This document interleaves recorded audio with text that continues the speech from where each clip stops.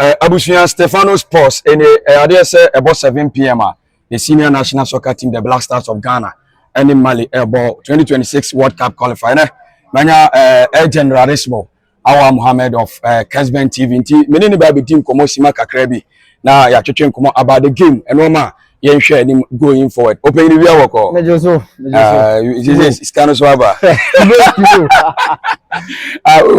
When they tell Yanko back, Yanni Chad. Among four baby GDA pass answer they were complacent. Otuado the tactics as a more far child for no falla. And the Comoros every new game and group no eye open. Yeah. Yanni Chad no. Well, it was a disappointing day. Oh hey, Yanni Chad. Virtually ubia Gini points a free ho. Now Yankwa the only team the points at Chad. And man, you said before the game against Chad, no not qualifiers and entire games now, Oma conceded 15 goals. 15 goals. 15 and Masha one. Jordan de Bako count now, Oma conceded 16. Unfortunately, and a side go HMO, and Mamunia 1 point. So far within the qualification. Yes, it was a game made for me, number one. I think Otto Iron approach rights. Because I saw we were playing a game against Chad virtually or no obetina say born day manaso. Now the boy Chad so near you say double pivots. What are we protecting? Elijah Usu Salis. What are we protecting? I think we should have gone with single pivots. Not the rest of the players now from number 8 to be offensive minded, attacking minded. Not just say goals. Besides that, at that point in time, nearly did by a goal to nil. We should have gone for an insurance goal. At least we share 1 or 2 at the count of money 3. Why insure Jumano? In this case, you can decide to play the ball among yourself. But one goal, no, I felt that the players never thought say one goal, the goal. Because train match had taken I 1-1. Time no crash. And time no so. You better time no so. You better time no so. You better was and honestly, it was too disappointing. Match had and 1 point. The free hope. And no number group na open. Mali, ball draw na Mali share. Because na Mali was 9 before the game, and about 12. So 12. Madagascar was about 13. And then Madagascar ne charge the ball. It's likely they win. When they win, they will come to 16. So what it means in that game of Comoros and no ball, no so here maximum points. And also share against Central Africa Republic. Until Amad I 50, I open up the group. But Adia good and say even see Lusukra still on top of the group. So what it means our destiny is still in our own hands. Well, ebimusa passion in the one more share a Semenyo, Hudu, Inyaki, Jordan against Chad. As a ball and kika mo the ball various clubs no. Omo national team na. I don't know, I know a problem there. Well, based on the amount for more clubs no. And then your mother compare with Black Stars. Omudika. Based on the in between those teams, Omudika, because week in, week out, they watch the performances that Antoine Semenyo, Mohammed Kudus, Inaki Williams, and the likes, Omu display various clubs across Europe. But Moba Black Stars and Tintam. But one thing is about coaching. Because now football is majority about coaching. You can have average materials, but if you have good coach, you can have good team. If you don't have a good coach, ultimately bringing the best out of the players, and that's the problem we are bedeviled with, and only a problem. Well, you're in the game, so Mali, we've seen a Malian team, and they almost 3 games on my boy are winning. Lose your the World Cup qualifier. Moreover, almost last 9 games on my bono. Oma consider just a go, and Omunyan Lucy. Inti a chain say, your baby share tima. A bit difficult so bit me. And come in a fast wash for yeah, or better have be a better than so. Because you must expect firepower. Coach now or Damali dugout or your coach Tom Sinfit, or you'll be in game intensity in no so only players will be on your home and not African football. On your home, only boys so be a team 50 so be a tumika. Se me kai amount for game my babeshenea. Amount for encast your mind back to Cameroon versus Gambia. Ewo AFCON 3-2. Amount for encast your mind back and call that particular game. That particular game because it was an end-to-end start. Cameroon she na Gabon ate Cameroon she na Gabon ate na Gambia ate. That was how the game was. International na be kono. Sa na be kono. Obi am be defend it. And interestingly for Tom Saintfiet and then his tenure no Mali lose only one game. One game per. And game now lose an international friendly. A friendly competitive game. They are yet to lose. They are yet to lose. And there is tenure. And said already Kaikano. Omo 11 games and then tenure. Yes. Omo conceded 2 goals. 2 goals. The last time they conceded in a competitive game was September last year. Last year. AFCON qualified against Mozambique. Yes. And look at there 1-1. That was the last time they conceded. Omo score 16 goals and Omo conceded me. So meaning Omo share. Almost defensively, almost good. Because this tells you the coach on the bench Ewo Mamalino. Now, Sarah comparison to Otto about 15 games. We win 5. I win 5. We draw 5. And we lose 5. A win percentage of about around 33%. 33. But I make catalog BB. Me checking the list of games I have bought under the tenure of Otto. You conceded 18 goals. 18 goals, almost 7. You're conceding between 80th to 90 minutes. So game no ba be corner we ya. This calls for game management and concentration. Because no say opponent bia Ghana. Obetimi will say bia psychologically Ghana is not strong within that time. Either say bia fatigue, braba. And I say bia the coach and the team will lose control of the game around that time. And now say Ebia, you can Ebia, you complacency. These are the two teams. Ebia fatigue and how to control the game within that time. Game management. Let's say to the game they do baby. It's me Jennings. Sir. My main cast your mind. It was the first game. In the second ten it was against Uganda. Yeah. You could ball 2-2 in Morocco. No correct. Mohammed Shaban share goal no in 82nd minute. Nearly did 2-1. Yewe ya na Nigeria boy. Nigeria share 2-1. Ademola Lukman share goal no in 84th minute. Ave wo kan say 2 games no. Yakobo Mali and no the first half near concede and a second half. Ye etimi take the 90 minutes plus 3 Jordan the count.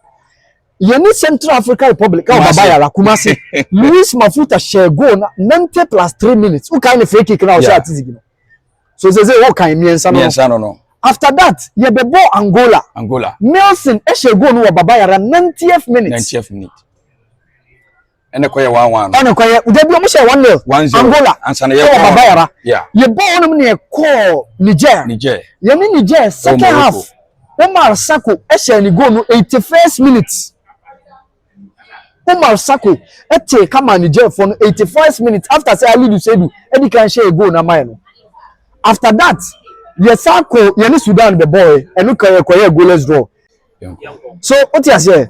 So what after say yani Sudan for about the 2 home games every year ye ko Angola no correct. Eko ball 1-1 Jordan share even though Mote kano around 60 something minutes. But yani Niger e ha.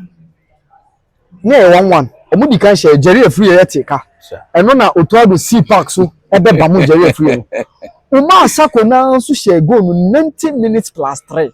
Let's say about 5 or 6 games there. Me yeah. Etwa so sir. Etwa so me yeah. After that so okay say ye ni Chad go yeah. And also Celestine Ekuya ni go na. The man ni Didi Ekuya. Chad for. And also ni go no ba around 89th minutes. So I feel me kind goes now. Watch Omar Sako home and away. Niger. Ademola Lukman, Mohammed Shaban, what kind Nelson, what kind Chad, Ekuya. And there is other one goal. What do you make? Me the befem. Yeah, in Sudan for you yes, I consider latter part. Oh, in Sudan no the second half, but in so that time no. Based on the whole canning in our say game no a travel free by 70 feet meet equal 90th minute. Na aji otu adun sem. 19 that other so to amon pamon. We no so say Gideon Mensah money ade no ball no mo ball. We no eno na make say one problem yes I want to say your technical team the most lightest technical team. Because so Todo opese onya obina one ne dwene game mu a o hwe John Pencil. That's one of fair. John Pencil.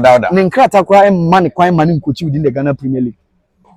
Ninkrata because ni confidence is today in best and this so low near pointing obia you miss him paying for so a problematic and coach in Kura Tom is saying or apply for the job or so you interview for 4 hours international so revenge no bad yeah coaches ni bi wa Africa ha omo ni say Ghana wo materials no so omo ni say omo nya adwuma na e be for amom because with these materials it's easy for you to qualify to AFCON and reach at least quarter final, semi-final, at least. Finito. It's easy for you to qualify to the World Cup. Or qualify could be around 16, the quarter, you can reach there.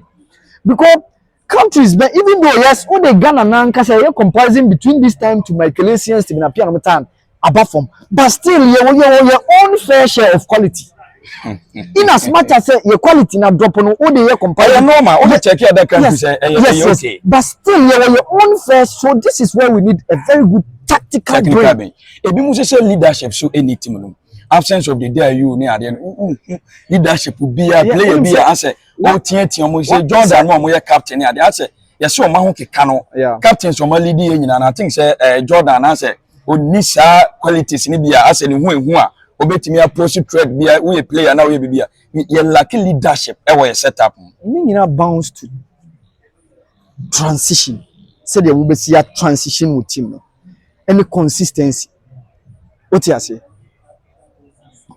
Ketokreku buy technical decision saying ya tiki Ketaya how many years GFA presidency say oya second term 6 years o sa be kwa another one yeah 6 years no share appointment Milo wapam Sikosiapia wapam Siki wapam Milo wapam Krisiuti Otto ako ono asaba 5 coaches so any choice say consistency any hono so consistent your transition be na ejuma and I say you bet me share mama ma example Aliou Cisse etna Senegal for 9 years right from the youth front who say okoba obeye assistant coach edidemu and omo under 23 man afenu aba be main coach or ya assistant coach obey ejuma no 2015 AFCON ankoye but they maintain him try say consistent near ejuma at the end of the day omo AFCON they want so at the end say yen fit me nya that plan na say you will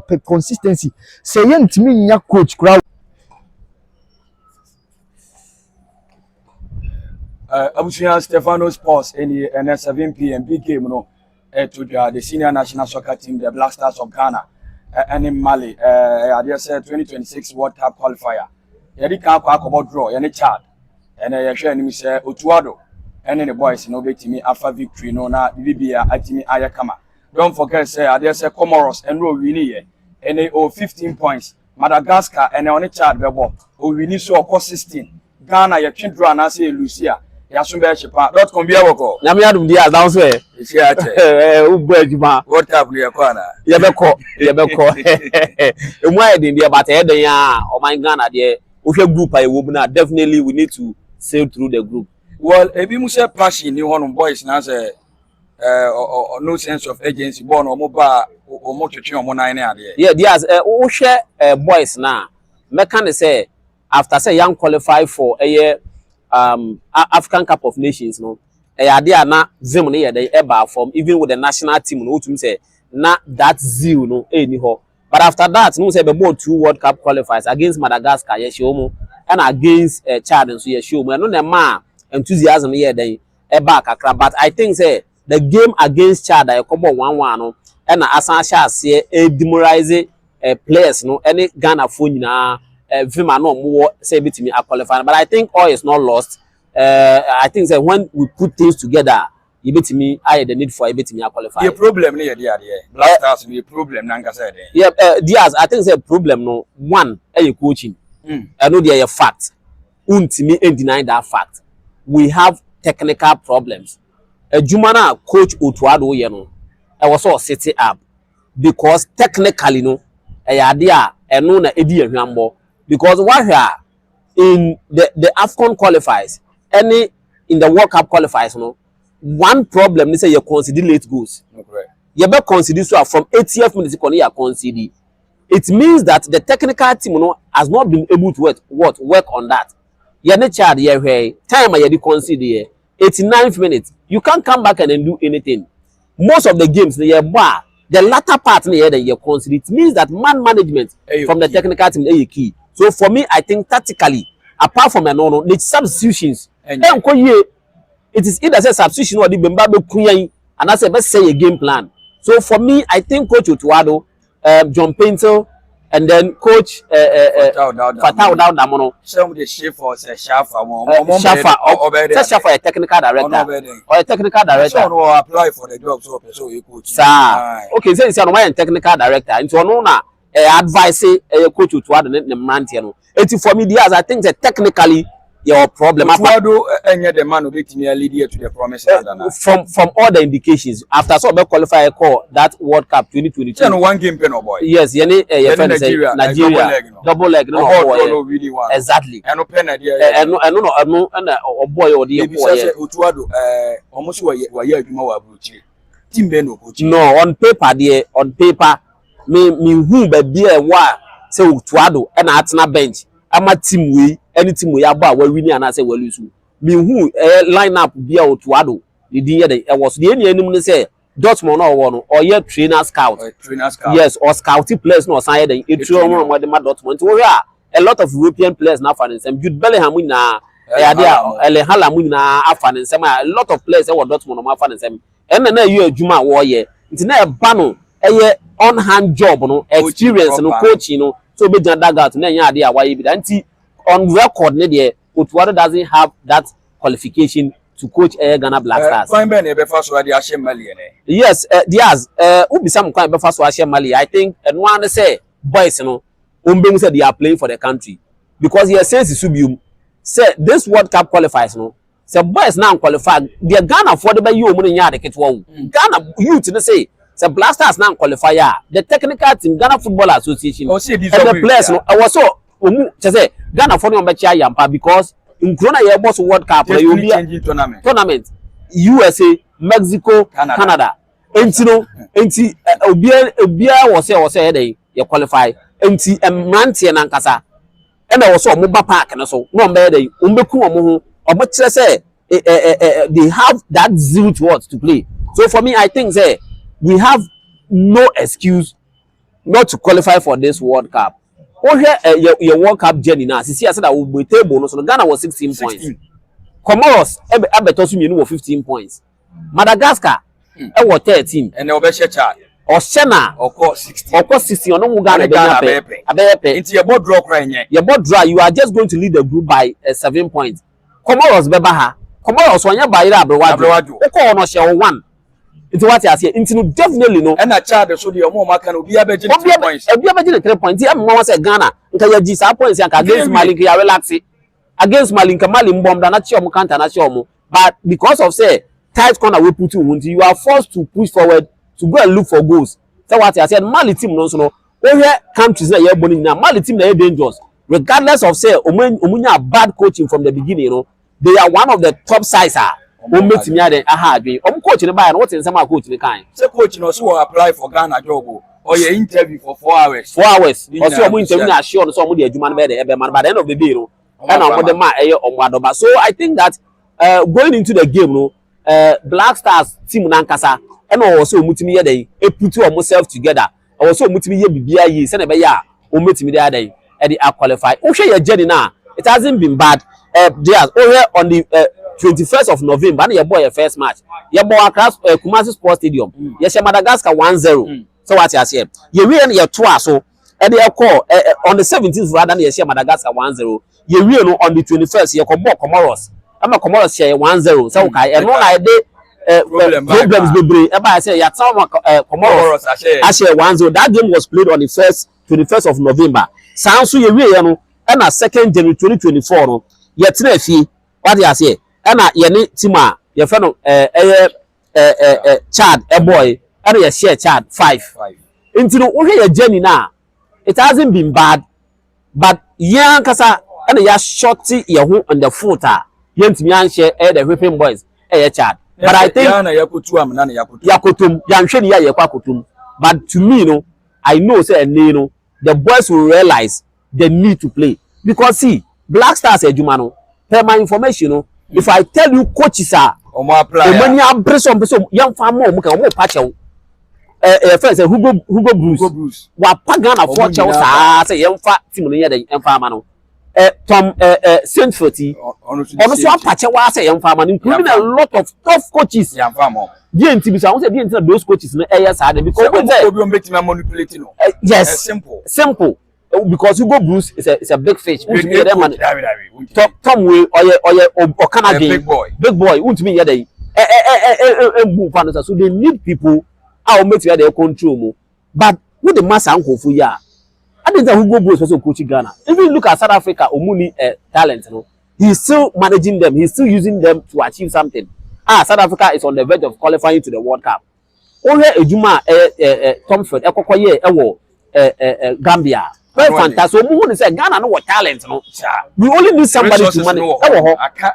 Nadia, Hetima. Who Jordan Ayew, who Kudus Mohammed, Thomas Partey, who Antoine Samenyo, who Iñaki Williams. So if you have a good coach, who put you all together, you don't have any problem. Who Gideon Mensah, what he has here, who players at least they are all playing.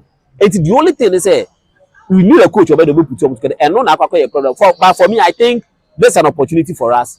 It is Mali for so almost 3 away games on call what you know Lucia, but they are coming to Ghana. Last 9 games on my consider a game no consider about just a good no Lucia. And now you see one problem Korana Nanka be who am I more and they say 3 of their key players are pra the summa of your friends Spurs Mabi were pra and a couple of players are very good idea pra. Don't forget, say one of their players recently joined Fenerbahce. Yeah. Fantastic player. Super bowler. Fantastic. In the qualifiers against Comoros or share some assist. They have young guys. Materials no. Into when your coaching so or you're very good no. But I think say the Black Stars team looking at what's at stake, you know. Yeah, sure. For me, I think say for the sake of Ghana, for the sake of Yen, because yes, the Ghana qualifier, apply, say could be you may see what this one now. For the sake of Ghana, and you will be destiny changing tournament. Destiny changing tournament. I mean, Canada, United States of America, and Mexico, Mexico, I say, museum the Coquinan. I But you couldn't baby, you talk about you. I think it's a very difficult game, but I see 2-0 for Ghana. Or 2-1 for Ghana. Right, .com now 10 in currency. I will share the Vesianum, Yame Aduma, quarter 7 p.m. and I don't know so everything may be body on Obrigado. Awal.